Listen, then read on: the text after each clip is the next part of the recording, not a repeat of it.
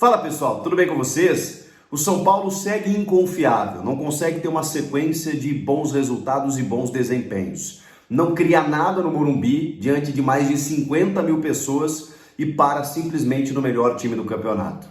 E é bom esse Barleta, hein? Já contratado pelo Corinthians. Chega mais, eu sou o Chico Garcia, inscreva-se no canal e vamos juntos!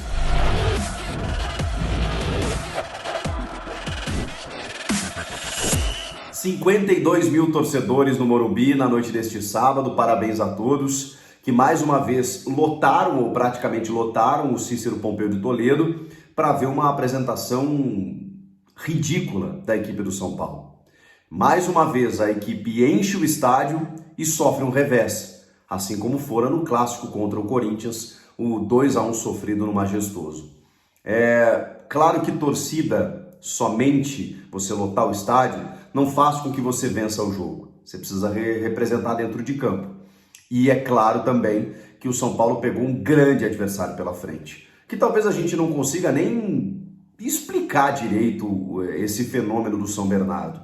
É o time da Série C do Campeonato Brasileiro, mas que tem um brilhante trabalho no comando do Márcio Zanardi, já há 2 anos. Então ele participou do acesso da Série D para a Série C, ele tem uma base de time, poucos jogadores se modificaram nos últimos anos, muitos jogadores experientes, como é praxe dessas equipes do interior do Campeonato Paulista. O Rafael Vaz, por exemplo, que está na defesa ali, jogador de Vasco, Flamengo, Goiás, super rodado, bem veterano, experiente, mas tem esse volante, o Rodrigo Souza.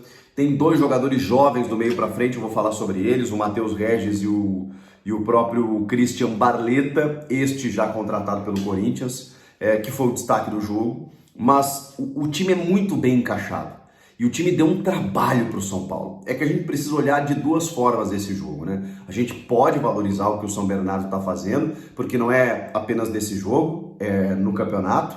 Gente, são 8 vitórias, sendo 7 consecutivas em 11 jogos. Inacreditável. São 5 vitórias, 5 vitórias fora de casa. Gente, 7 vitórias seguidas. É o líder geral. 26 pontos ganhos. Claro que o Palmeiras tem 24 e joga ainda nesse domingo com a Ferroviária.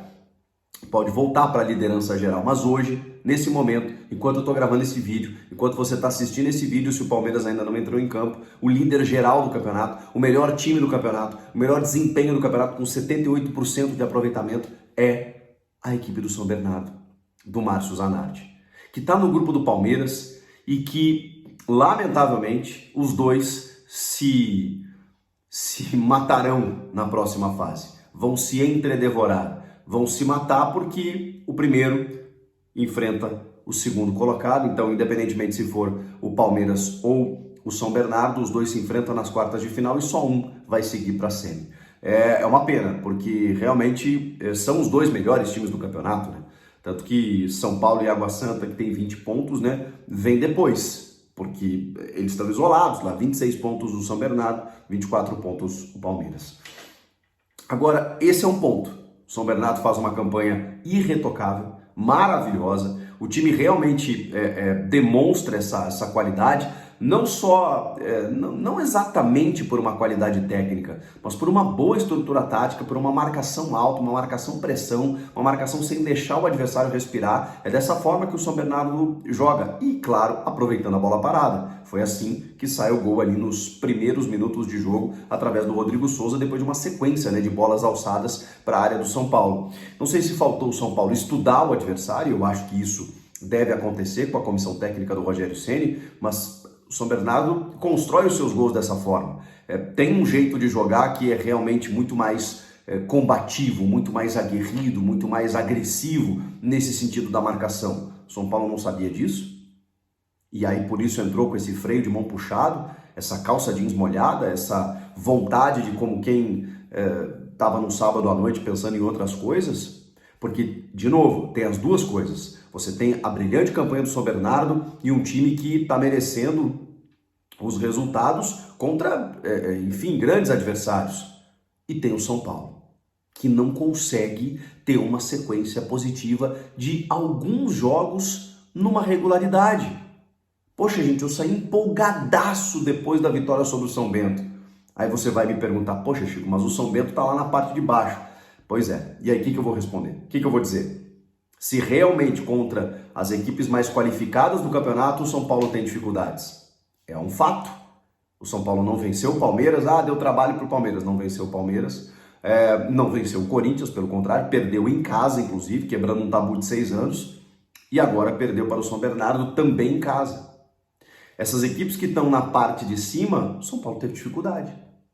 E isso é um fato. Aí você vai me dizer, poxa, Chico, então era o São Bento. Mesmo assim, poxa, fez um bom jogo, foi 3-0, sabe? Diante de tantas lesões, tantos machucados, criou alternativas, sabe? Pô, os laterais, né, jovens, o Caio Paulista, que recém chegou, tá aproveitando a oportunidade, o Natan também. Acho que o Natan até fez um bom jogo, apesar de toda a dificuldade que o São Paulo encontrou nessa noite. Mas o que eu vou dizer se faz um jogo desse contra o São Bento e depois chega na sequência contra o São Bernardo e não consegue... Não é que perdeu o jogo, é a forma como perdeu, gente. Aí vem o Rogério Ceni para a entrevista coletiva e diz que controlamos o jogo, controlamos a posse.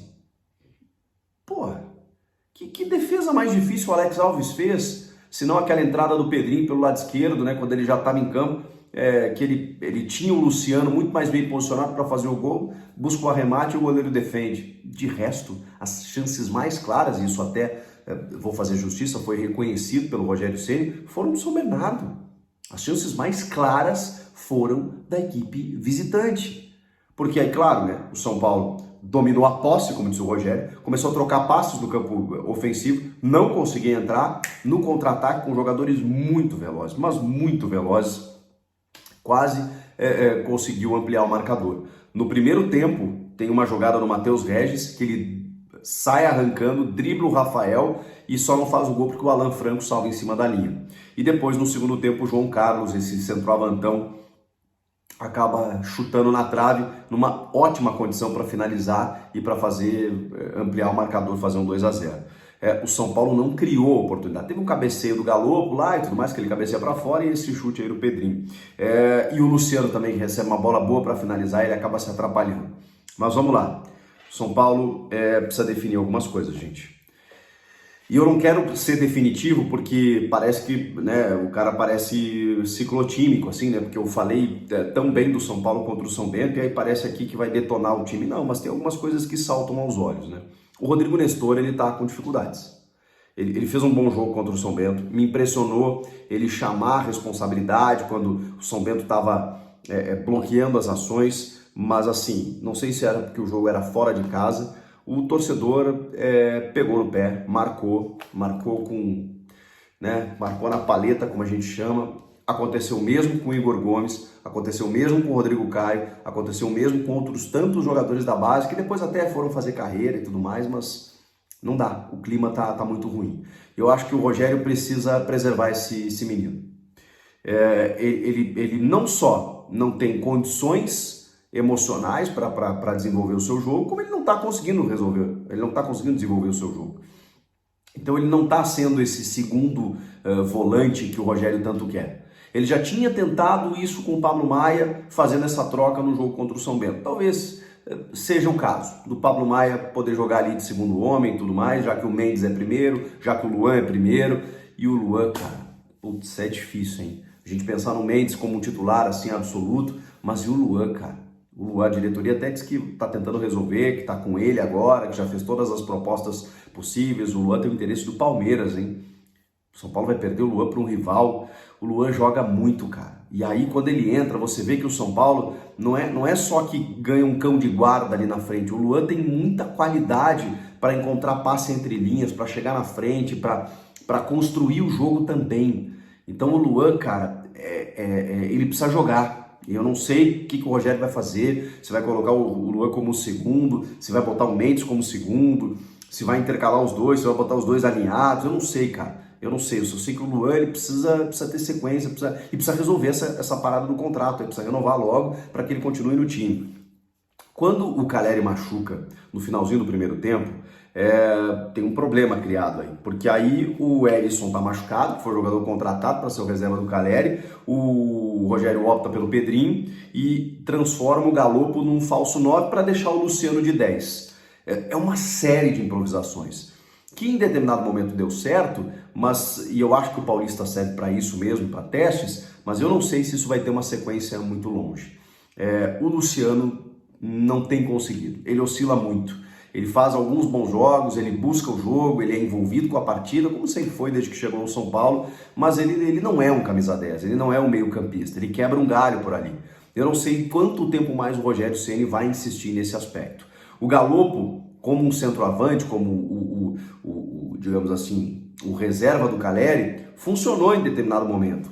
Nesse jogo em que o São Bernardo marcou muito bem, o Galopo ficou completamente perdido entre os zagueiros e não teve essa participação maior de jogo que teria se jogasse um pouco mais de lado, um pouco como segundo atacante, um pouco vindo de trás e tudo mais, uma função que ele desenvolve bem, mesmo estando mais perto do gol, mas não isolado lá na frente como ficou na segunda etapa quando o Rogério fez essa troca.